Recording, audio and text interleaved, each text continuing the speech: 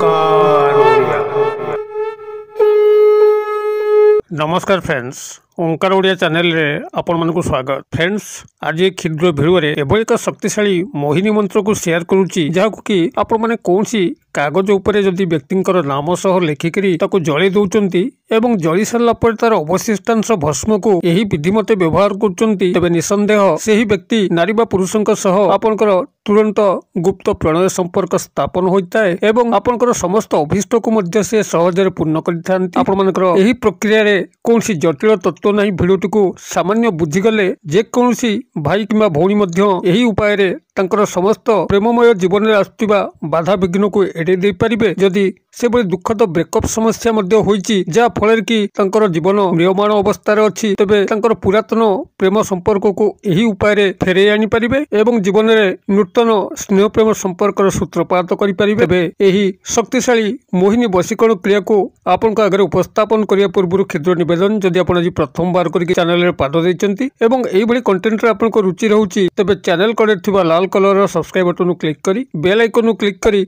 एवं all notification पर click करी चैनल टी को सब्सक्राइब कर नियंतु जेबोली कि आमे जेतल मध्ये आपण मानक सेबारे एही बड़ी तंत्र मंत्र वीडियो अपलोड करिबु तार सर्वप्रथम नोटिफिकेशन आपण पाखरे पहुंचीबो एवं से सब को आपण माने सर्वाधिक देखिकरी किछि ज्ञान आहरण करि परिबे। तबे फ्रेंड्स, एबे नजर पकेबा शक्तिशाली मोहिनी वशीकरण क्रिया जहाकु कि आपण कोनसी कागज उपरे व्यक्तिंकर नाम से पुरुष हितांतु बा नारी तांकर नाम सह एही मंत्रटी को लेखिकरी एही विधि मते जालिकरी एवं तार भस्म को एही विधि मते व्यवहार कले आपनकर कोनसी मध्य स्नेह प्रेम संपर्कर सूत्रपात घटिबो एवं जदि भांगी जाइथिबा प्रेम संपर्क जाकी एबे मध्य आपनको आंदोलित करूची तांकर उपस्थिति आपण पाखरे काम्य होउची निश्चित भाबरे से आपनकर जीवनर परिसर मध्य को फेरि आसी परिबे। तबे एही प्रयोगटी को आपण माने संपादन करिया पई जे प्राथमिक सामग्री आवश्यक मात्र खंडे सादा धोला कागज जाकी एक वर्गाकृति होइतिबा दरकार, अर्थात दैर्घ्य एवं प्रस्थ समान थिबो एवं ताधरे कोनसी गार पड़ि नथिबा दरकार। गार पड़ि नथिबा एक सादा कागज को प्रथमे संग्रह कर साला परे ता परवर्ती जिंस आपनको संग्रह करिया पड़िबो 2 गोटी अक्षत लवंग, जे लवंग की कोनसी कदर्य आकार नथिबो, खंडिया खबरा नथिबो, स्वयं संपूर्ण होइतिबो एवं तार फूल थिबो। एही बली 2 गोटी लवंग को संग्रह करिवे। जेकोनसी शनिवार दिन रात्र समय आपण माने याको प्रयोग करिवे। तबे प्रयोग करिया पूर्व आपण शुद्धपूत होइतिबे। उत्तर किंबा पूर्व दिग को मुख करिकरी कोनसी गोटी आसन पकेकरी बसिकरी आपनकर सामना रे एई कागज उपरे लाल मार्कर पेन सहायता रे सही व्यक्ति नारी बा पुरुषंकर नाम को आपण सेट लिखिबे। जे नाम आपनको जणा अछि सेही नाम लिखिबे। जो नाम तांकर आपनकर जणा नाही तबे आपण से स्थान रे केवल लव बेल लिख देले चलिबो। तबे एई बली भाबरे तांकर नाम को लेखंतु किंबा लव लेखंतु। एतिक लिखिबा समय आपण संपृक्त नारी बा पुरुषंकु पॉजिटिव वे रे चिंता करिवे। जदि तांका संगे आपनकर ब्रेकअप समस्या होईची तबे केउ केउ कारण आपनकर ब्रेकअप समस्या उपजिला से कथा को आदौ चिंता करिवे नाही, कारण से सब नेगेटिव थॉट्स केवल पॉजिटिव थॉट्स जेतबेले तांका सह आपनकर भलो संपर्क चलथिला आपनकर हस खुशीर मुहूर्त आपनकर मिलामिशा सेही सब कथा को ही चिंता करिवे। तांकर मुख कल्पना करिवे,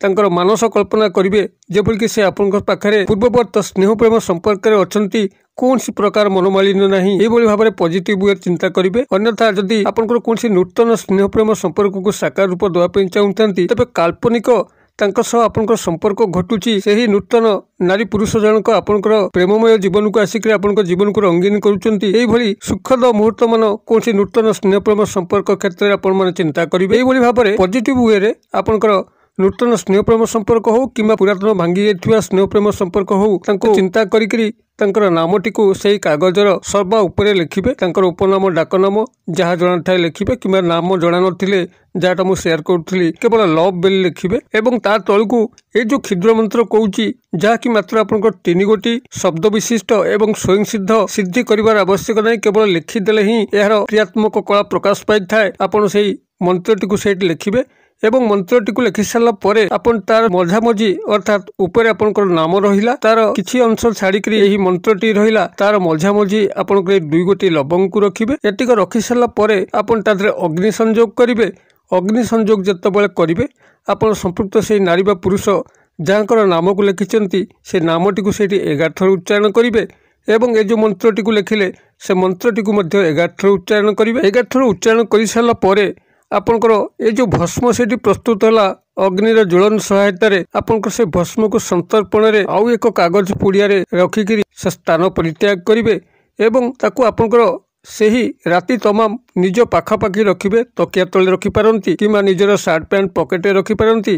ଏହାକୁ ଆପଣଙ୍କ ସହ ଆଟାଚମେଣ୍ଟ ହୋଇ ରହିବାକୁ ଦେବେ ଏବଂ ତା ପରଦିନ ସକାଳ ଅର୍ଥାତ ରବିବାର ଦିନ ପ୍ରଭାତ ସମୟରେ ଆପଣ ଯେତେବେଳେ ସ୍ନାନ ଶୌଚ କରୁଛନ୍ତି ସେହି ସ୍ନାନ ପାଣିରେ ଏହି ଭସ୍ମକୁ ମିଶାଇ ଦେଇକରି ସେହି ପାଣିରେ ଆପଣ ସମ୍ପୂର୍ଣ୍ଣ ଭାବରେ ସ୍ନାନ କରିଯିବାର ଅଛି ଏବଂ ପରବର୍ତ୍ତୀ ଚମତ୍କାରକୁ ଦେଖିବା ପାଇଁ ଅଛି। ଯେଉଁ ବ୍ୟକ୍ତି ନାରୀ ବା ପୁରୁଷଙ୍କର ନାମକୁ ଆପଣମାନେ ସେ କାଗଜ ଉପରେ ଲେଖିଥିଲେ, ଯାହାଙ୍କ ସହ ଆପଣ ସମ୍ପର୍କର ସୂତ୍ରପାତ କରିବା ପାଇଁ ଚାହୁଁଥିଲେ, ରବିବାର ଦିନ ହିଁ କିଛି ନା କିଛି ମିରାକେଲ ଘଟିବ।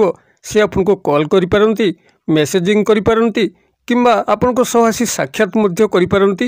ଯଦି ଭାଙ୍ଗି ଯାଇଥିବା ସମ୍ପର୍କକୁ ଆପଣ ପୁନରୁଦ୍ଧାର କରିବା ପାଇଁ ଚାହୁଁଥିଲେ, ଦେଖିବେ ସେ କୌଣସି ନା କୌଣସି ଉପାୟରେ ବାହାନା କରିକି ମଧ୍ୟ ଆପଣଙ୍କ ସାମ୍ନାକୁ ଚାଲି ଆସିବେ। ଆଉ ନୂତନ ସ୍ନେହ ପ୍ରେମ ସମ୍ପର୍କର ସୂତ୍ରପାତ କରିବା ପାଇଁ ଚାହୁଁଥିଲେ, ନିଶ୍ଚିତ ଭାବରେ ତାହା ସମ୍ଭବ ହୋଇପାରିବ।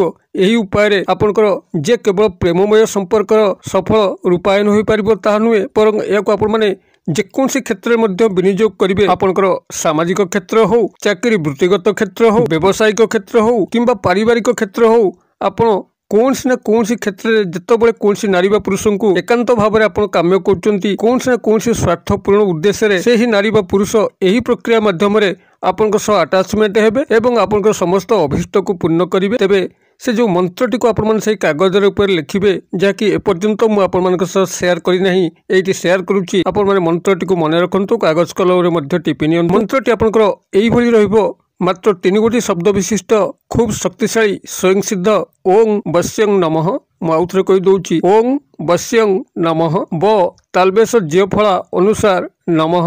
ଓଂ ବଶ୍ୟଂ ନମଃ। ଆପଣମାନେ ଏହି ମନ୍ତ୍ରଟିକୁ କାଗଜର ସେହି ନାମର ତଳେ ଲେଖିବେ ଏବଂ ତାର ମଝାମଝି 2 ଗୋଟି ଲବଙ୍ଗ ରଖିକରି ଜ୍ୱଳନ ପ୍ରକ୍ରିୟାକୁ ସମାପ୍ତ କରିବେ ଏବଂ ଶନିବାର ରାତି ସାରା ଆପଣଙ୍କ ପାଖରେ ଏହି ଭସ୍ମକୁ ରଖିବା ପାଇଁ ଦେବେ ଏବଂ ତା ପରଦିନ ସକାଳୁ ଏହି ଭସ୍ମକୁ ପାଣିରେ ପକେଇକରି ସ୍ନାନ କରିବେ। ବାସ୍ ଏତିକି କ୍ରିୟାକୁ ଥରେ କରିକି ଦେଖନ୍ତୁ। ଯେକୌଣସି ନାରୀ ବା ପୁରୁଷ ଆପଣମାନଙ୍କ ଜୀବନ ଭିତରେ ନିଶ୍ଚିତ ଭାବରେ ଆସିବେ ଏବଂ ତାଙ୍କୁ ନେଇକରି ଆପଣଙ୍କର ସମସ୍ତ ଅଭୀଷ୍ଟ ମଧ୍ୟ ପୂର୍ଣ୍ଣ ହେବ। ଭିଡ଼ିଓ ଭଲ ଲାଗୁଥିଲେ ଲାଇକ୍ କରିବା ପାଇଁ ଭୁଲିବେ ନାହିଁ, ସାଙ୍ଗସାଥୀ ମହଲରେ ସେୟାର କରିବା ପାଇଁ ମଧ୍ୟ ଭୁଲିବେ ନାହିଁ। ଭିଡ଼ିଓର କ୍ଷୁଦ୍ର ପରିସର ମଧ୍ୟରୁ ମୋତେ ଏଇଟା ବିଦାୟ ଦିଅନ୍ତୁ। ପୁଣି ଆପଣମାନଙ୍କ ସହ ଦେଖା ହେବ ଏଇଭଳି ଏକ ଶିକ୍ଷଣୀୟ ଭିଡ଼ିଓରେ। ସେ ପର୍ଯ୍ୟନ୍ତ ଦର୍ଶକ ବନ୍ଧୁ ଆପଣମାନେ ସମସ୍ତେ ମଙ୍ଗଳମୟଙ୍କ କୃପାରୁ ଭଲରେ ଥାନ୍ତୁ। ରହୁଛି। ସର୍ବେ ଭବନ୍ତୁ ସୁଖିନ, ସର୍ବେ ସନ୍ତୁ ନିରାମୟା, ସର୍ବେ ଭଦ୍ରାଣୀ ପଶ୍ୟନ୍ତୁ, ମା କଶ୍ଚିତ୍ ଦୁଃଖଭାଗ୍ ଭବେତ୍। ଓଂ ଶାନ୍ତି, ଓଂ ଶାନ୍ତି, ଓଂ ଶାନ୍ତି। ନମସ୍କାର।